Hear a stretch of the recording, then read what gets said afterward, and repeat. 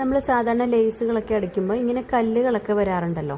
അപ്പം ഇതിൻ്റെ ഒരു വശത്ത് നമുക്ക് സ്റ്റിച്ച് ഇടാൻ പറ്റും, പക്ഷേ മറ്റേ വശത്ത് നിറച്ചും സ്റ്റോൺസ് ആണ്. അപ്പം നമുക്കത് സ്റ്റിച്ച് ചെയ്യാൻ ഭയങ്കര ബുദ്ധിമുട്ടായിരിക്കും, സൂചി ഒടിയുന്ന പ്രശ്നങ്ങളൊക്കെ വരും. അപ്പോൾ അതിനൊരു വഴിയാണ് എല്ലാവർക്കും ഇത് അറിയായിരിക്കും, എങ്കിലും അറിയാത്തവർക്കായിട്ട് വേണ്ടിയിട്ടാണ് കേട്ടോ.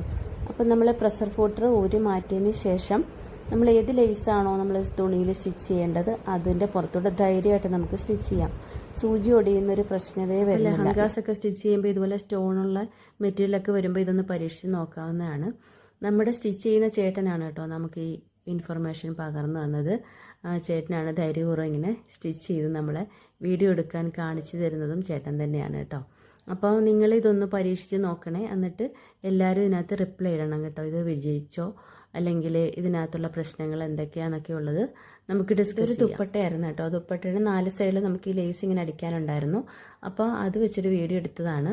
അപ്പോൾ അതിൻ്റെ ബാക്ക് സൈഡിലും സാധാ സ്റ്റിച്ച് വീഴുന്ന പോലെ തന്നെ വീണിട്ടുണ്ട്. അത് നമ്മളത് ചെക്ക് ചെയ്യാണ് കേട്ടോ. അപ്പം ഇന്നത്തെ വീഡിയോ ഇത്രയേ ഉള്ളൂ. എല്ലാവരും വീഡിയോ ഇഷ്ടപ്പെട്ടാൽ ലൈക്ക് ചെയ്യണേ.